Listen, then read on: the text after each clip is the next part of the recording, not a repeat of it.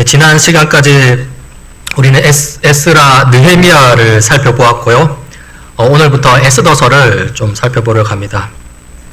이 에스더 이야기는 시기상으로는 바벨론 포로 1차 귀환과 2차 귀환 사이에 위치합니다. 바벨론 포로 1차 귀환 때는 이 지도자 스룹바벨 아래에서 성전을 재건했고요. 2차 귀환 때는 지도자 에스라 아래에서 공동체 갱신 운동이 있었습니다. 그리고 3차 귀환의 지도자는 느헤미야입니다. 이 느헤미야는 성벽을 재건했죠. 그러니까 시간상으로 보자면 이 에스더는 에스라와 느헤미야보다는 약간 앞선 인물로 볼 수 있습니다. 우리가 이미 살펴보았듯이 이 바벨론을 정복한 페르시아 고레스 왕에 의해서 이스라엘 백성, 즉 유대인들이 이 고향 땅으로 돌아가기 시작했는데요. 에스라와 느헤미야가 대표적인 인물이었죠. 그런데 이 고향 땅 예루살렘으로 돌아간 인원은 사실 별로 안 됩니다. 한 5, 6만 명 정도가 되는데요. 나머지 대부분은 이 페르시아 제국에 흩어져서 살고 있었습니다. 이들을 두고 이 디아스포라 유대인이라고 하는데요. 이 디아스포라는 흩어지다라는 의미입니다. 그리고 이 에스더 이야기에 등장하는 에스더와 모르드게는 이 대표적인 디아스포라 유대인이라고 할 수 있습니다. 지금 우리는 바벨론 포로 이후 동시대를 살고 있는 이 두 부류를 비교하고 있습니다. 한 부류는 에스라와 느헤미야입니다. 이들은 고향 땅 예루살렘으로 돌아왔습니다. 예루살렘에서 성전을 재건하고 율법 중심의 공동체를 다시 세우고 성벽도 재건합니다. 하나님 나라 공동체를 세우기 위해 최선을 다합니다. 그리고 다른 한 부류는 에스더와 모르드게입니다. 이들은 바벨론을 무너뜨린 페르시아 제국에 남았습니다. 이들에게는 하나님 나라를 상징하는 성전도 없고 성벽도 없습니다. 성전과 성벽은커녕 세상 나라를 상징하는 페르시아 제국에 둘러싸여 있는 형국입니다. 특히 에스더와 모르드게는 이 제국의 한복판, 이 왕궁에 있죠. 한편 이 하나님께서 이 구속 역사를 이루어 가시는 두 가지 방식이 있는데요. 하나는 출애굽 방식, 출애굽 모델이라고 할 수 있고요. 다른 하나는 에스더 방식, 에스더 모델이라고 할 수 있습니다. 이 출애굽 방식의 특징은 하나님이 아주 많이 등장한다는 것입니다. 내가 누구인지 이번에 제대로 알려주겠다 라고 하시면서 구름 기둥과 불 기둥을 보내시고요. 바다를 가르시고요. 온갖 재앙으로 하나님의 존재를 각인시키십니다. 기적이 넘쳐나고요. 온통 하나님입니다. 뿐만 아닙니다. 이 출애굽 방식에는 인간 영웅이 등장합니다. 모세라는 이스라엘 역사상 가장 위대한 인물이 등장하죠. 하나님은 모세를 통해서 하나님의 큰 일들, 하나님 나라의 일들을 이루십니다. 이것이 출애굽 방식의 원형이 되는 그 이야기죠. 하지만 에스더 방식은 전혀 그렇지 않습니다. 하나님이 아예 등장하지 않습니다. 에스더서 전체를 보면요. 심지어 하나님의 이름조차 언급되지 않습니다. 다만 하나님께서는 배후에서 보이지 않게 일하시는데요. 그래서 기적은 전혀 등장하지 않지만 우연은 넘쳐납니다. 우연과 우연이 겹쳐서 이야기가 진행되는데요. 하나님을 이미 아는 사람들만 이 우연들이 단순한 우연이 아니라는 것을 눈치챌 수 있습니다. 한편 에스더 방식에는 이 출애굽 방식과는 달리 인간 영웅이 등장하지 않습니다. 이 에스더와 모르드게가 눈에 드러나게 주도하는 것은 사실 거의 없다고 볼 수 있습니다. 용기를 내는 장면이 한 번 정도 나오는데요. 에스더와 모르드게가 주도권을 가진다 정도는 아닙니다. 그냥 우연으로 보이는 사건들 속에서 그냥 그 자리에 있었는데 좀 하다 보니까 일이 이루어지더라 이렇게 보는 편이 더 나을 것 같습니다. 지금 우리는 이 두 부류의 유대인들 그리고 하나님께서 구원 역사를 이루어 가시는 두 가지 방식을 살펴보고 있습니다. 하나는 출애굽 방식입니다. 다른 하나는 에스더 방식입니다. 이 에스더와 모르드게 이야기는 당연히 에스더 방식에 속하겠죠. 그리고 반면에 에스라와 느헤미야는 출애굽 방식에 속한다고 볼 수 있습니다. 에스라와 느헤미야는 아주 주도적이고 또 영웅적인 인물입니다. 자기들이 기존에 살던 제국의 중심부를 떠나서 열악한 환경에 처한 예루살렘으로 돌아왔다는 것부터 그렇고요. 이스라엘 유대 공동체를 세우기 위해 아주 적극적입니다. 에스라는 율법을 세우고요. 느헤미야는 예루살렘 성벽을 52일 만에 완공하는 기염을 토하죠. 실로 이들은 이집트 왕궁을 떠나온 모세와 상당히 유사합니다. 사실 이 에스라 느헤미야의 이야기를 두고서 이 제2의 출애굽이라고 합니다. 출애굽 방식이라는 것이죠. 지금까지 이야기를 정리해보자면 우리는 대조되는 두 인물들을 볼 수 있습니다. 에스라 느헤미야는 출애굽 방식으로 확실하게 이끄시는 하나님의 구속 역사를 보고요. 예루살렘에서 율법 중심으로 성전도 건축하고 성벽도 재건합니다. 반면에 에스더 모르드게는 에스더 방식으로 배후에서 보이지 않게 이끄시는 하나님의 구속 역사를 보고요. 특히 성전, 성벽 그런 거 없이 페르시아 제국에 둘러싸인 채 살아가는 중입니다. 오늘 우리 그리스도인은 어떤 부류, 어떤 방식에 속했다고 할 수 있을까요? 교회를 이루는 그리스도인이라는 측면에서는 에스라, 느헤미야 부류의 이 출애굽 방식에 가까운 것 같습니다. 우리가 하나님을 많이 언급하고 그런 하나님이 하신 큰 일들을 같이 묵상하니까요. 하나님이 전면에 등장하는 것이죠. 하지만 세상 속 그리스도인이라는 측면에서는 에스더 모르드게 부류, 이 에스더 방식에 더 가까운 것 같습니다. 하나님이 배후에서 움직이시죠. 하나님이 잘 안 보인다는 것입니다. 그리고 우리는 이번 주일부터 이 세상 속 그리스도인으로서 에스더 이야기를 통해 좀 교훈을 얻고자 합니다. 오늘 에스더 1장 1절입니다. 아하수에로 왕 때 있은 일이다. 아하수에로는 인도에서 에티오피아에 이르기까지 127지방을 다스린 왕이다. 이 1장 1절의 내용을 보면은 압도적이라고 할 수 있습니다. 페르시아 제국의 영토가 엄청나죠. 동쪽으로는 아시아, 인도, 북서부에까지 이르고요. 서쪽으로는 아프리카, 이집트를 한참 지나서 리비아까지, 그리고 남쪽으로는 에티오피아까지 간다고 합니다. 또한 127개 행정구역으로 나뉜다고 했는데요. 우리나라 팔도와 같은 것이 127개가 있다고 보면 될 것 같습니다. 페르시아의 국력이 엄청나다는 것이죠. 뿐만 아닙니다. 2절부터 4절을 보십시오. 이렇습니다. 아하수에로 왕은 도상수산에서 왕 위에 올라 나라를 다스린 지 3년째 되던 해에 모든 총독들과 신하들을 불러서 잔치를 베풀었다.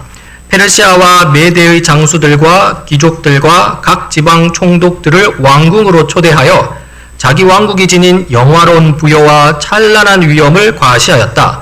잔치는 여러 날 동안 무려 180일이나 계속되었다. 그러니까 상당히 노골적으로 그냥 페르시아 왕국의 힘과 부를 지금 자랑하고 있는 중입니다. 잔치를 벌이는데요. 무려 180일, 6개월 동안 잔치를 열었다고 합니다. 언뜻 이해가 잘 안 갑니다. 이게 가능한 일인가 싶습니다. 노는데도 사실 돈이 듭니다. 더 많이 들죠? 반년 동안 잔치를 벌이며 놀았다는 것은요. 그만큼 돈이 많다는 것입니다. 굳이 일하지 않아도 각 지방에서 올라오는 조공, 세금으로 유지 가능했다는 것입니다. 그런데 이 페르시아 제국의 국력 자랑은 여기에 그치지 않습니다. 5절부터 7절입니다. 이 기간이 끝난 뒤에 왕은 도성수산에 있는 백성을 빈부 귀천을 가리지 않고 모두 왕궁 정원 안뜰로 불러들여서 이래 동안 잔치를 베풀었다. 정원에는 흰 실과 붉은 빛 털실로 짠 휘장을 쳤는데 그 휘장은 대리석 기둥의 은고리에 흰 실과 보랏빛 실로 꼰끈으로 매달았다. 화반석과 백석과 운모석과 흙석으로 덮인 바닥에는 금과 은으로 입힌 의자들이 놓여 있었다. 술잔은 모두 금잔이었는데 모양이 저마다 달랐다. 왕이 내리는 술은 풍성하였다. 그러니까 반년 동안의 잔치가 끝난 다음에는요. 거기서 그치지 않습니다. 수산 성읍에 살고 있는 백성, 빈부 귀천을 따지지 않고 다 불러 모았다고 합니다. 그리고 그들을 위해 일주일 동안 잔치를 또 여는 거죠. 그러면서 수산성 정원을 자랑합니다. 화려한 휘장이 어떻고, 기둥은 대리석이고, 바닥은 귀한 석재를 사용했고, 심지어 의자는 금칠을 해놓았다고 합니다. 술잔은 순금인데다가 모양이 저마다 달랐다고 한 것을 보니 이 장인이 하나하나 손수 맞는 것 같습니다. 술도 모자람이 없다고 하죠. 풍족했습니다. 모든 것이 만족스럽습니다. 자, 여기까지 내용을 좀 정리해보자면요. 페르시아 제국의 통치자 아하수에로 왕의 부와 능력이 부각됩니다. 그의 영토는 엄청납니다. 아시아에 위치한 인도에서 아프리카 에티오피까지 이릅니다. 장수들, 귀족들, 각 지방 총독들, 모든 신하들을 불러 모아 6개월 동안 잔치를 엽니다. 그가 머무르는 수산성읍의 모든 백성을 불러 또 일주일 동안 잔치를 엽니다. 수산성 정원은 화려하기 이를 데 없습니다. 이 모든 것은 아하수에로 왕의 영광을 보여줍니다. 아하수에로 왕은 기분이 좋습니다. 더군다나 잔치 막바지 마실 술도 충분합니다. 이제 아하수에로 왕이 내세울 마지막 자랑거리가 남았는데요. 그 마지막 자랑거리가 무엇인지 10절, 11절입니다.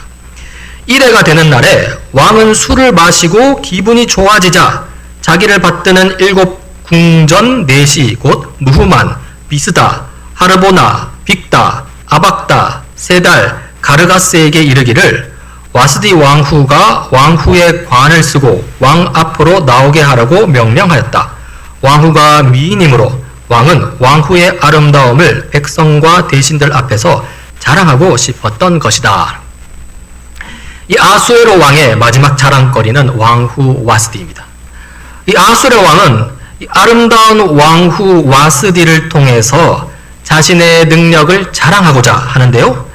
7명의 궁전 내시를 시켜서 와스디 왕후를 데려오게 합니다.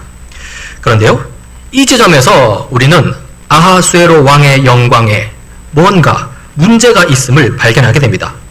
지금 아하수에로 왕은 지금 자신의 아내를 하나의 인격체로 대하고 있지 않습니다. 아내는 그저 자신의 소유물일 뿐입니다. 자기를 빛내기 위한 하나의 장식품에 불과합니다. 우리 입장에서는 문제가 있다 싶습니다. 하지만요, 아하수에로 왕에게는 그게 별 문제가 아닙니다. 원래 그런 것이죠. 아내는 원래 그렇게 다뤄야 하는 것입니다. 이게 바로 아하수에로 왕의 관점이라는 것이죠. 어쨌거나 이 자신을 빛나게 할 그 장식품이 더 두드러지도록 그 왕비죠. 7명의 궁전 내시를 보냈는데요. 이것도 사실 좀 웃긴 겁니다. 그냥 한 병만 보내도 됩니다. 그런데 우르르 7명이나 보냅니다. 거기다가 이 에스더 이 기록자, 이 저자는요, 친절하게 궁전 내시 7명의 이름을 다 거론합니다. 뭐가 중요하다고 이름을 거론할까요? 저는 이것이 바로 아하수에로 왕의 마음이라고 생각합니다. 궁전 내시 7명이 중요한 인물이어서 이름을 알려주는 게 아닙니다. 그리고 그들이 데리고 와야 할 와스디 왕후가 그만큼 아하수에로 왕에게 중요한 인물임을 알려주는 것이고요. 더 나아가서 그 아름다운 와스디 왕후를 통해 더욱더 빛날 아하수에로 왕 자기 자신이 가장 중요한 존재임을 그렇게 해서 알려주는 것이죠. 에스더 기록자는 그러한 아하수에로 왕의 마음을 지금 이렇게 슬그머니가 아니죠. 대놓고 이렇게 지금 대변해주고 있는 것입니다. 자, 이제 7명의 궁전 내시가 자신들의 이름을 걸고 우르르 와스디 왕후를 데리러 갔습니다. 좀 우스꽝스럽긴 한데요. 아무튼 아하수에로 왕의 최종 영광, 끝판왕 장식품입니다. 그리고 12절입니다. 그러나 와스디 왕후는 내시들에게 왕의 명령을 전하여 듣고도 왕 앞에 나오기를 거절하였다. 이 소식을 들은 왕은 화가 몹시 났다. 마음속에서 분노가 불같이 치밀어 올랐다. 놀랍게도 와스디 왕후가 거절했습니다. 그리고 왕은 무척 화가 났습니다.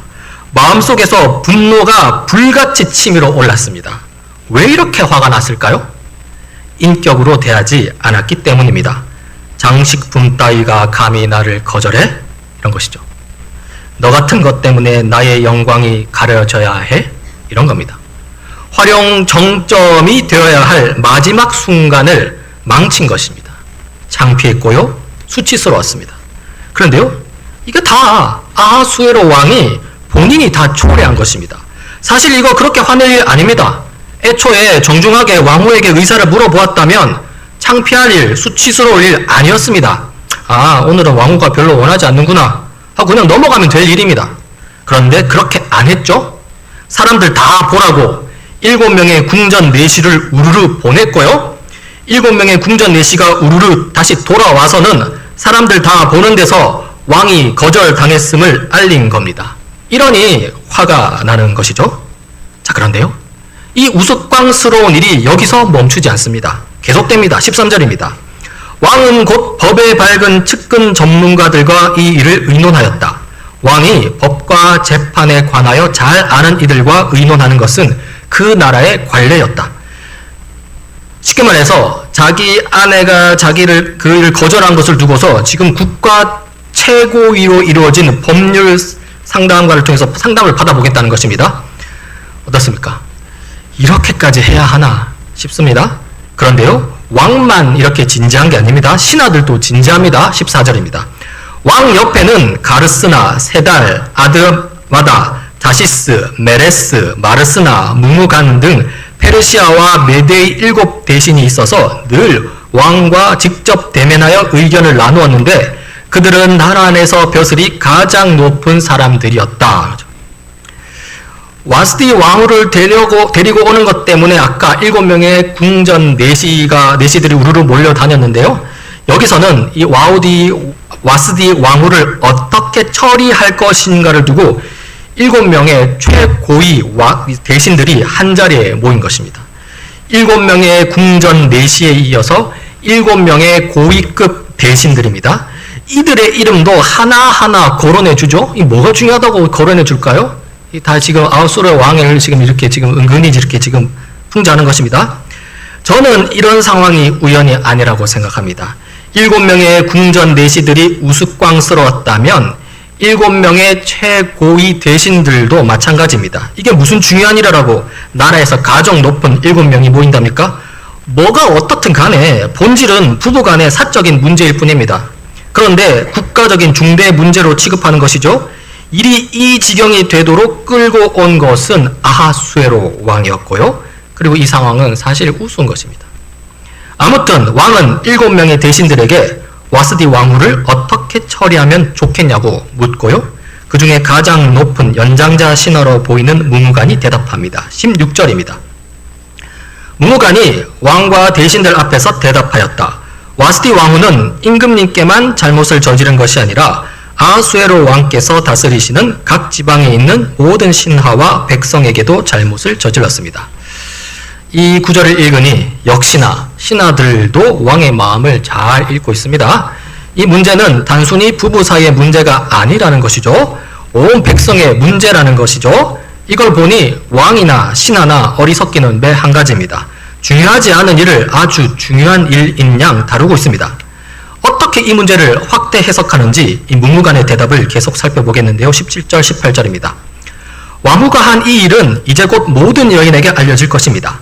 그렇게 되면 여인들은 아하수에로 왕이 와스디 왕후에게 어전에 나오라고 하였는데도 왕후가 나가지 않았다고 하면서 남편들을 업신여기게 될 것입니다. 페르시아와 메대의 귀부인들이 왕후가 한 일을 알게 되면 오늘 당장 임금님의 모든 대신에게도 같은 식으로 대할 것입니다.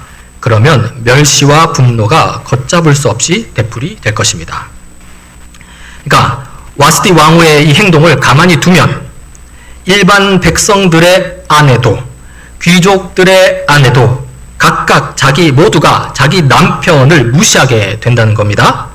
그러면 이 멸시와 분노가 걷잡을 수 없이 커져서 국가 전체의 문제가 된다는 것이죠.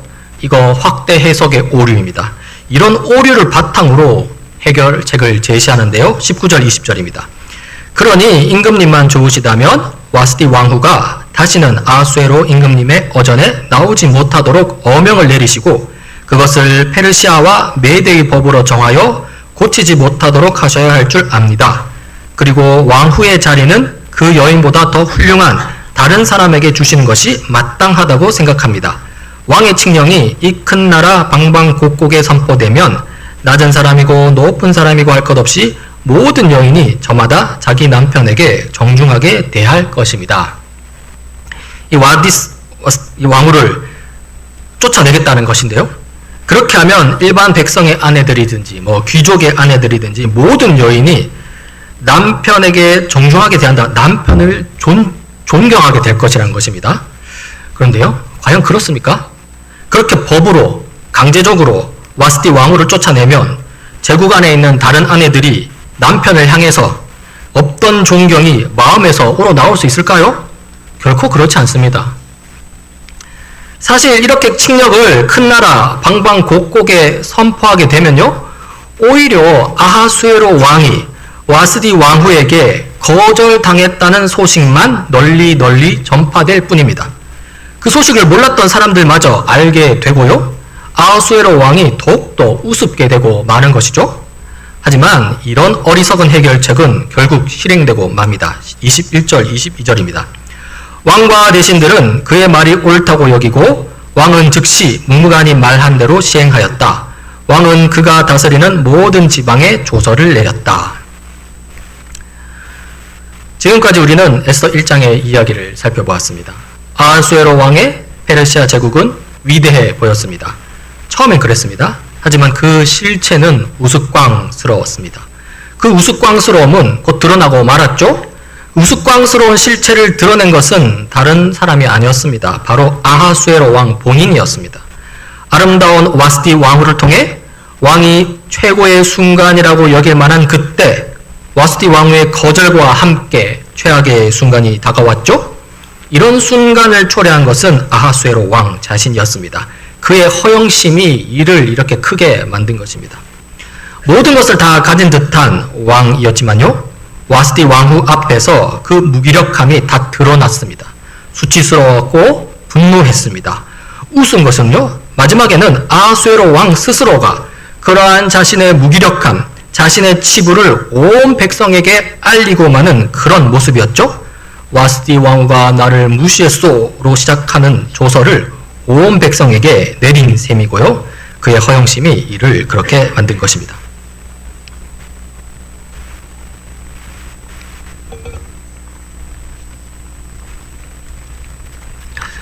오늘 이 이야기는 이 세상 속 그리스도인으로 살아가는 우리에게 시사하는 점이 있습니다.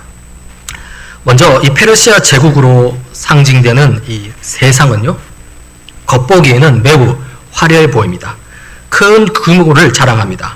성대한 잔치가 있습니다. 부유함과 찬란함이 있어 보입니다. 부러워할 만합니다. 거기에 동참하고 싶어집니다. 그렇게 우리를 유혹합니다. 우리가 사는 세상이 그렇습니다. 이것이 바로 세상 속 그리스도인이 당면하는 문제입니다. 유혹하는 세상이라는 것이죠. 오늘날 얼마나 많은 그리스도인들이 이 유혹에 넘어가는지 모릅니다. 좋은 집, 좋은 차, 좋은 직장, 고상한 취미, 그러면서 아하수에로 왕이 그랬던 것처럼 자랑하고 싶어 하는 거죠. 예를 들면 아름다운 여행지에서 멋진 포즈를 취하고 있는 나, 고급 레스토랑, 유명한 맛집에서 음식을 즐기고 있는 나, 유명한 브랜드나 명품을 걸치고 있는 나, 이런 나를 SNS, 인스타그램이나 페이스북을 통해 전시합니다. 퍼뜨립니다. 자랑합니다. 그리고 사람들은 그런 삶을 부러워하고 동경합니다. 동참하고 싶어 합니다. 심지어 그리스도인들도 마찬가지입니다. 이것이 바로 세상 속 그리스도인이 처한 환경이라는 것이죠. 그러나 여러분, 실체는 무엇이었습니까? 우스꽝스러움이었습니다. 와수디 왕후에게 거절당하는 아하수에로 왕처럼 자신의 최고 자랑거리라 여겼던 것에게 결국 거절당하고 배신당하고 많은 인생입니다. 그러면서 그걸 또 못 참아서 무슨 대단한 일인 양 자기 나라의 최고 신하들을 불러 모은 뒤 왕실회를 여는 것이죠. 그렇게 왕실회를 열어서 내린 결정은요, 마치 자신이 대단한 권력을 자랑하는 듯하지만 본질은 와스디 왕후에게 거절당했다는 수치스러움을 온 백성에게 드러내는 것뿐입니다. 세상 사람들은 이런 실체를 모르고 있습니다. 자기가 자랑하는 그런 삶이 결국 자신을 더욱더 초라하게 만드는 것입니다. 그렇게 화려해 보이는 삶을 추구하고 동경하면서 스스로 홀가매고 있다는 것입니다. 진정한 자기 자신은 없습니다. 남들 보기에 부러워 보이는 나 자신만 있습니다. 하지만 타인에게 인정받는 삶만을 가치 있게 여긴다면요, 이미 그 삶의 주도권은 타인에게 넘어간 것입니다. 진정한 자기 자신은 이미 사라지고 없는 셈입니다. 그러면서 상대적 박탈감, 열등감, 불안, 우울 등에 빠지게 되는 것이죠. 좌절감과 분노에 가득 찬 또 한 명의 아하수에로 왕이라는 것입니다. 여기서 우리는 에스더 방식을 살아가는 세상 속 그리스도인의 취약성을 봅니다. 앞서서 우리는 하나님의 구속 역사를 이루어가는 두 가지 방식을 살펴보았습니다. 하나는 출애굽 방식이었고요.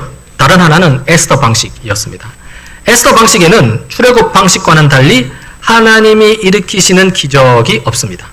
하나님의 성전도 없고 하나님의 성벽도 없고 하나님의 이름마저도 없습니다. 단지 배후에서 움직이는 하나님, 그래서 보이지 않는 하나님, 그리고 별 볼 일 없어 보이는 평범한 우리의 일상만이 가득할 뿐입니다. 오늘 세상 속 그리스도인 우리는요, 대부분 에스더 방식을 살아갑니다. 우리가 사는 세상은 페르시아 제국과 무척 닮았죠? 특히나 오늘날 우리 사회에서 하나님의 이름은요, 개인적으로 다뤄질 수 있을지는 모르나 공적인 영역에서는 꺼낼 만한 그런 이름이 아닙니다. 무신론 사회, 날로 발전하는 과학적 지식과 기술로 움직이는 사회입니다. 하나님을 배제하는 사회입니다. 에스더 방식에서는요, 하나님이 겉보기에 드러나지 않습니다. 겉보기에 드러나는 것은 이 세상의 온갖 화려한 것들 뿐입니다. 그래서 조금만 방심하게 되면요, 하나님이 채워야 할 나의 중심을 세상의 것들로 채우려고 할 수 있습니다. 하나님이 좌정하셔야 할 내 마음의 보좌에다가요, 세상의 것을 앉히려고 할 수 있습니다. 이것이 에스더 방식이 빠지기 쉬운 취약성입니다. 이 지점에서 우리는 하나님께 따져 묻듯이 항변할 수 있습니다. 아니 하나님, 출애굽 방식으로 하시라고요. 왜 하필 우리 세대에서는 에스더 방식이냐고요. 뭐 이렇게 쏘아 붙일 수도 있겠죠. 하지만 이런 항변은 선을 넘는 것입니다. 하나님이 하실 일이 있고 우리가 할 일이 있습니다.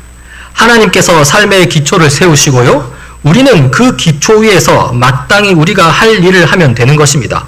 기초가 왜 따위냐는 식으로 덤벼들 문제가 아니라는 것입니다.